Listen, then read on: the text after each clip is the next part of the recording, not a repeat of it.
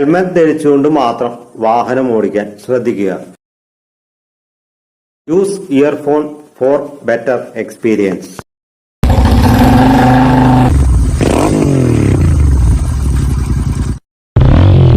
Hi, ഹരിയാണ് ഓറയിലോട്ട് എല്ലാവർക്കും സ്വാഗതം. സത്യം പറഞ്ഞ് ഹീറോന്റെ എക്സ്ട്രീം 250R ബാക്ക് ലൈറ്റിനെ പറ്റി ഞാനൊന്നും പറഞ്ഞു. ബാക്കിലത്തെ ലൈറ്റ് സൂക്ഷ്മമായിട്ട് നമ്മൾ നിരീക്ഷിച്ചു നോക്കുമ്പോൾ ഇത് കരീഷ്മ അല്ലേ എന്ന് നമുക്ക് തോന്നും. സത്യം പറഞ്ഞ കരീഷ്മയുടെ തുടക്കം കരീഷ്മ 6 നിന്ന് തന്നെയാണ്. അപ്പൊ ആ മോട്ടോർ സൈക്കിളാണ് ആദ്യം വന്നത്.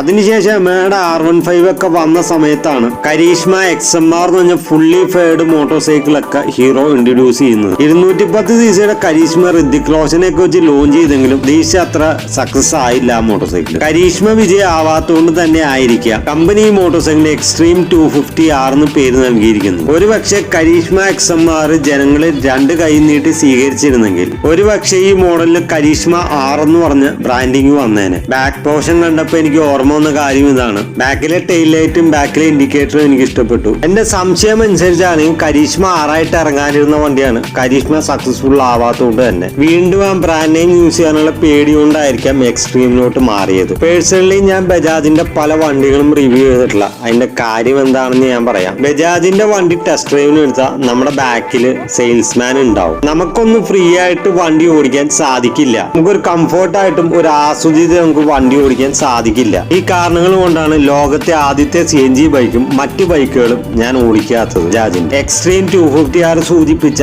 അസാർഡ് ലൈറ്റ് 4 ഇൻഡിക്കേറ്റർ എന്തിനാണ് യൂസ് ചെയ്യുന്നതെന്ന് പലർക്കും അറിയില്ല. ഈ നൽകിയിരിക്കുന്നതാണ് അതിന്റെ സിമ്പല്. പലരും ഇത് തെറ്റായ രീതിയിൽ ഉപയോഗിക്കാറുമുണ്ട്. ചില ആൾക്കാർ വിചാരിക്കും സ്ട്രെയിറ്റ് റോഡിൽ കൂടെ പോകാനും വേഗത്തിൽ പോകാനും ആണെന്നാൽ തെറ്റി. ഇനിയിപ്പോ കാറിലാണെങ്കിൽ വാഹനത്തിന്റെ 4 ഇൻഡിക്കേറ്ററും പ്രവർത്തിക്കും. ഇത് മോട്ടോർ സൈക്കിളിലോട്ട് വരുമ്പോൾ ഇൻഡിക്കേറ്റർ മാത്രമാണ് പ്രകാശിക്കുന്നത്. ചില ആൾക്കാർ ശക്തമുള്ള മഴയുള്ള സമയത്തും ഇത് യൂസ് ചെയ്യാറുണ്ട്. അതായത് ഫ്രണ്ടിൽ വണ്ടി പോകുന്നുണ്ടെന്ന് അറിയാൻ വേണ്ടി ചിലർ ഇടാറുണ്ട്. പക്ഷെ ഇത് ഇടുമ്പോൾ മറ്റു വാഹനങ്ങളെ ആശയക്കുഴപ്പത്തിലാക്കുകയാണ് ചെയ്യുന്നത്. ഒന്നില്ലെങ്കിൽ ഫോഗ് ലാമ്പ് യൂസ് ചെയ്യുക, അല്ലെങ്കിൽ പ്രകാശം കൂടിയ ബൾബുകൾ യൂസ് ചെയ്ത് ഈ പ്രശ്നത്തെ നമുക്ക് പരിഹരിക്കാം. പിന്നെ അസാർഡ് ലൈറ്റ് എന്തിനാണ് യൂസ് ചെയ്യുന്നത്? ഒരു എമർജൻസി സിറ്റുവേഷനിൽ വണ്ടി നിർത്തുകയോ പുറകിൽ വരുന്ന വണ്ടിക്ക് ഒരു മുന്നറിയിപ്പായിട്ടോ ആണ് അസാർഡ് ലൈറ്റ് യൂസ് ചെയ്യുന്നത്. പിന്നെ മോട്ടോർ സൈക്കിൾ കെട്ടിവലിച്ച് കൊണ്ടുപോകാറില്ല. പെട്ടി ഓട്ടോറിക്ഷയിൽ കയറ്റിയാണ് ബ്രേക്ക് ഡൗൺ ആക്കി കൊണ്ടുപോകുന്നത്. കാറുകളാണ് പൊതുവെ കെട്ടിവലിച്ച് കൊണ്ടുപോകുന്നത്. കാർ മാത്രമല്ല ഹെവി വെഹിക്കിൾസും കെട്ടിവലിച്ച് കൊണ്ടുപോകാറുണ്ട്. ഇങ്ങനെയുള്ള സാഹചര്യങ്ങളിലും 4 ഇൻഡിക്കേറ്റേഴ്സ് യൂസ് ചെയ്യാറുണ്ട്. അസാർഡ് ലൈറ്റ് അഥവാ 4 ഇൻഡിക്കേറ്റർ എന്തിനാണ് യൂസ് ചെയ്യുന്നതെന്ന് ഇപ്പൊ നിങ്ങൾക്ക് മനസ്സിലായല്ലോ.